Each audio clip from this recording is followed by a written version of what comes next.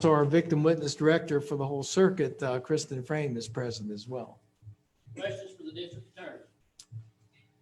And if not, I will say thank you and take my leave. I do have one question. Is this something that needs to be Yeah, That's what it says here. tonight. done? When's the application due? The application isn't due until, the end of September, so. Okay, so we have time. Ready to go to the next meeting. We'll do that. Okay. Good. Thank you very much. Thank Thank you, y'all. sir. Thanks, Kate. Thank y'all for all you do. Thank you.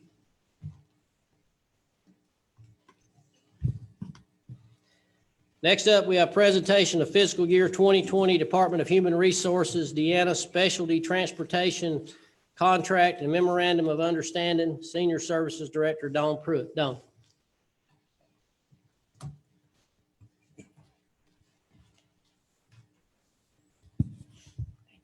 Chairman. Good afternoon, Chairman, Board. This is to a request to approve and to ratify. We will need to do that tonight for the 2021 DHS Deanna Specialty Transportation Contract and a memorandum of understanding that they added into this contract. This is the same contract as we have every year. This year, the $65,000 budget is the same that we've had in the last previous, I think, 2 maybe years. This reimburses Dawson County for any rides, doesn't cost us anything. It's just money they send to us. DHS used to do this on their own, but now they contract with a third-party operator, Deanna Specialty. So they oversee the funding, but you'll see the rates there, and those rates have been the same for the last couple of years. The memorandum of understanding is for the $35 an hour, and this is extra money that they are giving us because we are going out weekly and seeing some of our clients and taking them, I call it a goodie bag. We go and buy them special things and send them out pamphlets and information and virtual learning thing that we can get through during the COVID and just extra stuff. So they're paying us $35 to go see any senior per senior for that ride. And so that's Per extra. hour? Is it per hour? Yes. So if, if we can get, 10 in there, they're paying us $35 an hour. So that is, we're usually doing that from just say from 9 to 1 on Thursdays to see probably around 25 clients on there. So that's some extra funding. So it's a total of $65,000. And like in the past, if some counties do not use their funding, they're able to forward it on to us so that we can get any extra that other counties do not use. So it's a minimum of $65,000 we will get beginning July the 1st until the end of June next year. Don't cost us anything. Questions for Dawn? You need that to be moving forward. I do, if we can ratify that tonight at the meeting after this Okay with meeting. that? Yes. Okay. Okay, thank you. Thank you, Don. With that point. Next up, we have presentation of annual capital improvements element update, Planning and Development Director Jameson Kinley. James. Mr. Chairman. The capital improvement element is what the county uses to govern the collection of impact fees. This is the annual report that goes to the Department of Community Affairs for their approval. This document is broken into 2 parts, the financial report and the schedule of improvements that's only for this fiscal year or the last fiscal year of 2019. The financial report shows everything from the beginning balance of January 1st, 2018, what was collected, what was spent, and the ending balance of 2019. The schedule of improvements shows the breakdown of the approved DCA expenditures and the approximate time frame as to when we might see them.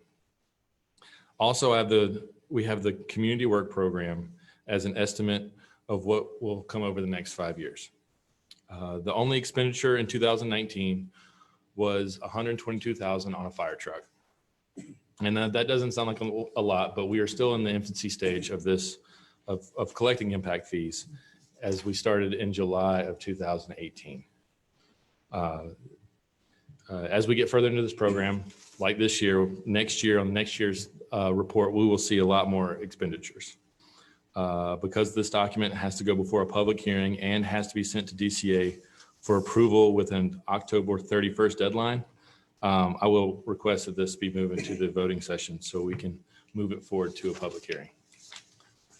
And with that said, I'll entertain any questions. Questions for James? Something just to point out, I've seen recently some conversations around impact fees, and just from a factual standpoint, I want it to be very clear that impact fees on residential is at 100%. And the goal there is to help offset the impact that they make, whereas the impact fees on commercial is at a lower percentage of 25. And the goal there is to be able to recruit and diversify our economic business base. Commercial generates typically more revenue than it demands in a cost for services. So there's a long-term gain when you are able to recruit something like a light industrial manufacturing operation that pays 20, 40, 50 people a better wage than some of the service businesses that we have now. So I just want that to be very clear that residential is at 100% the maximum you can go.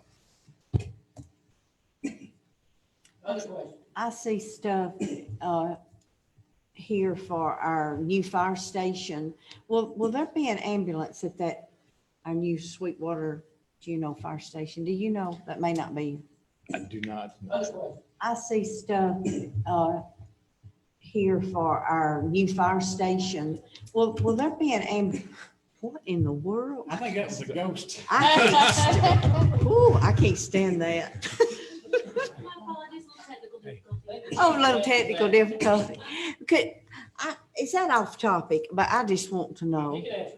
So currently, the station will have an engine company assigned to it. Obviously, we continue to evaluate all of our service delivery here in the county and look to always provide a better level of service. So obviously, depending on some of how the upcoming FY21 budget is set and some of the resources that may be in there and requested, some of that may be shifted. So I don't know if I answered your question. right now- the way you is that wanted a it right no? now, but actually, right now, that's a no. Okay, But Chief, if you Chief, would but- explain- okay. They're medically trained though. Yeah, if you would explain to the board though, that at our stations where we don't have an ambulance, we do have usually paramedic and a firefighter, Yes. EMT that are capable of handling any medical type emergency or trauma related emergency until the ambulance arrives.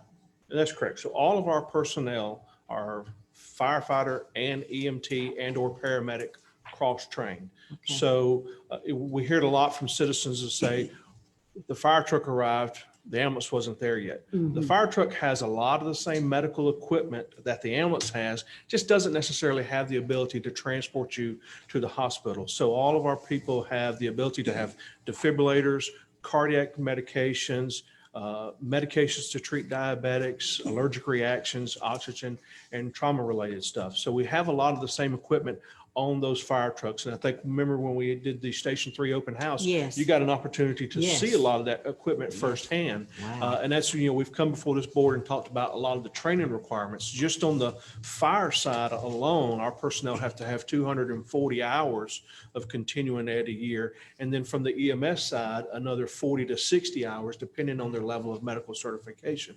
So it's something that we really pride ourselves in. And that's our service delivery model here, is that fire-based transport EMS system. Thank you, sir. Yes, thank you. Other questions for James?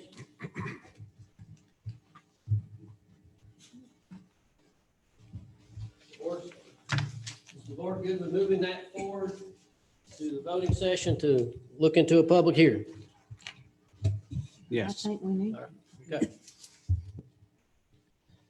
Next, we'll move into the presentation of resolution of acceptance of coronavirus aid relief and economic security act funding for Dawson County.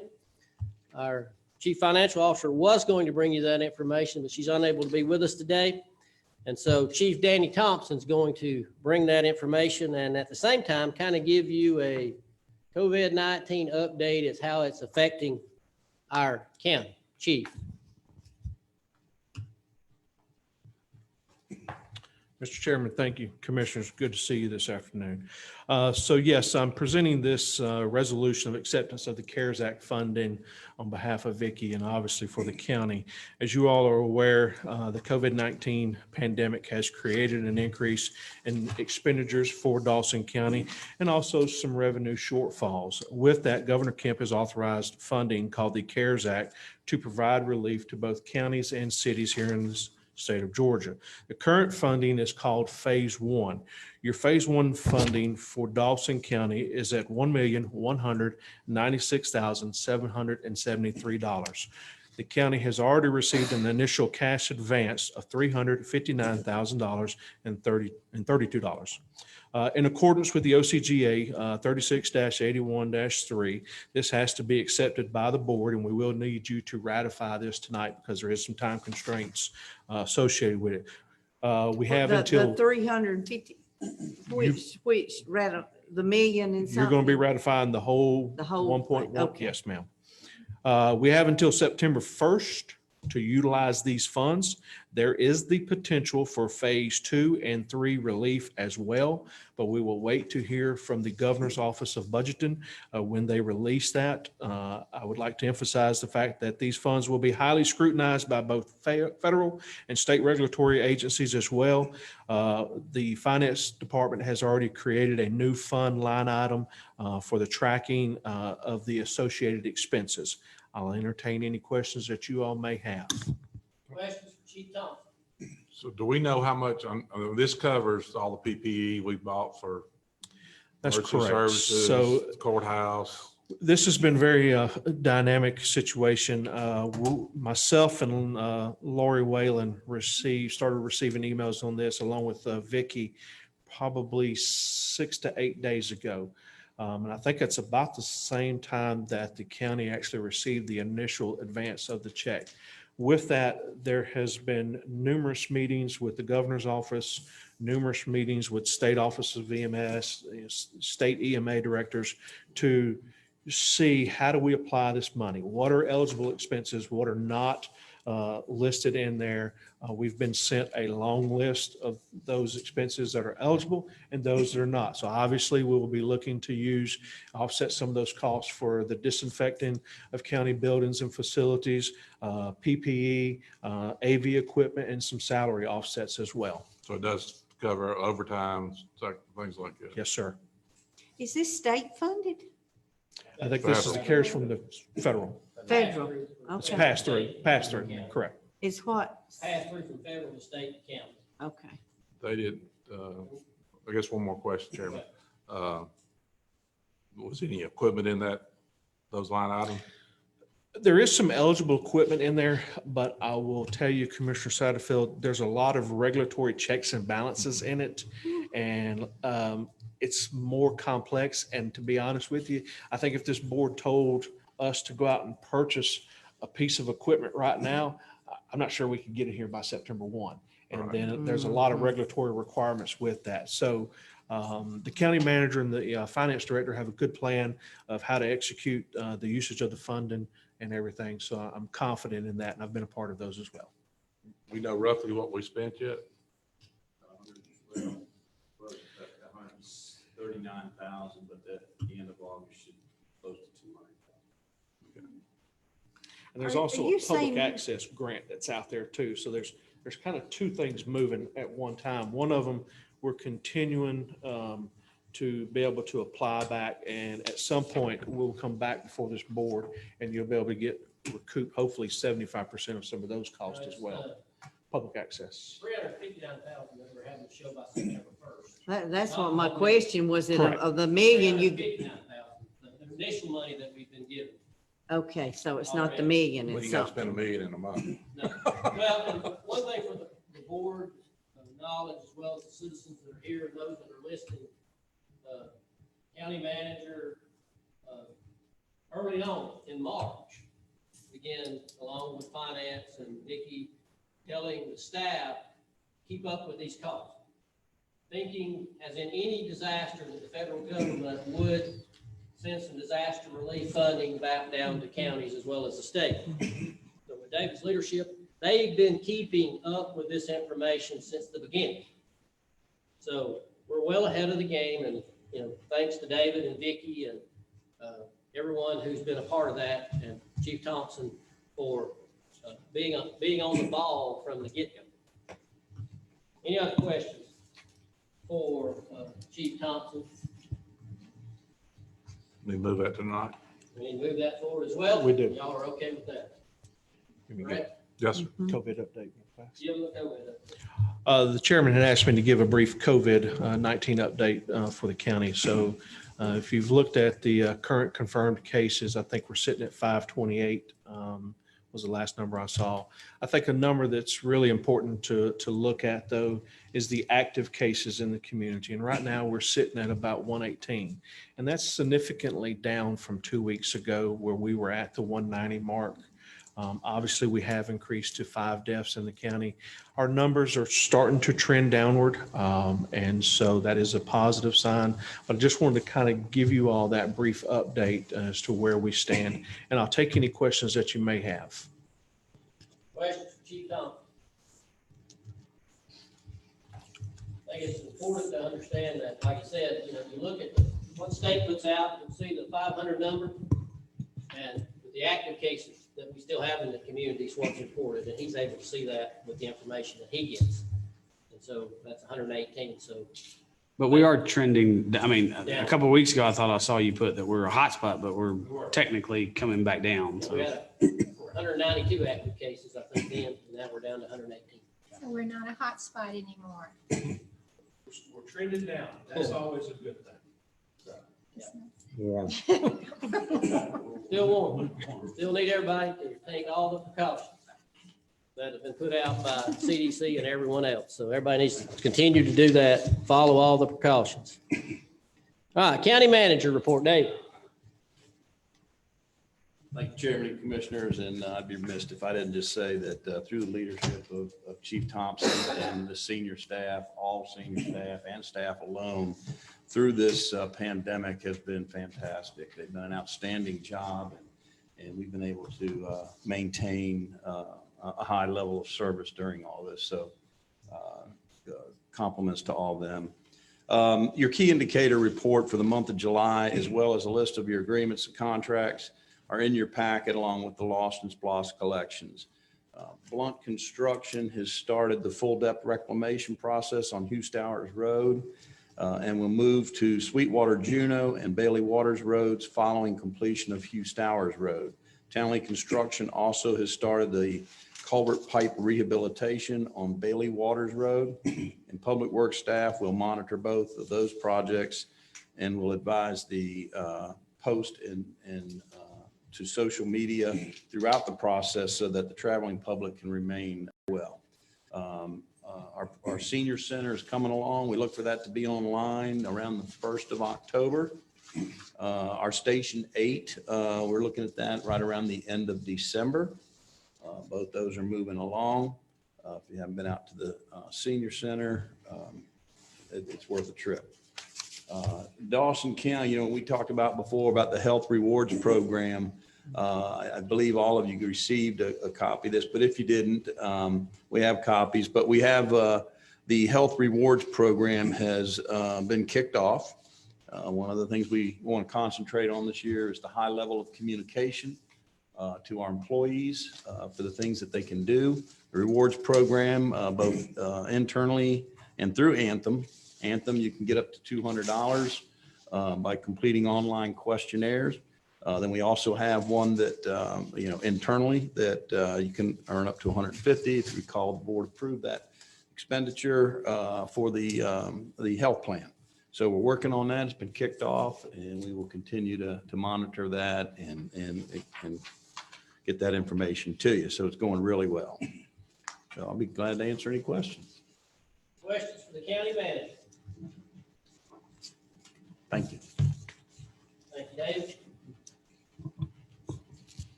County attorney report. I do not have a public report tonight, but do have several items for executive session whenever we're able to conduct that. Okay. We'll do that later on in the evening. Thank you, ma'am. And that brings us to the close of our work session and our public hearing. Nope, we got one other thing to do before we close that. Got a birthday. Miss Julie, it's gonna be 29 on the 25th. So, got to do our customary birthday singing. We usually count on her to lead. Yeah, let's kick it off. So I guess we'll have to have somebody else kick it off. So whoever wants to start us on our customary happy birthday. Happy birthday to you. Happy birthday to you.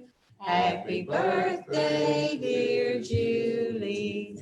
Happy birthday to you.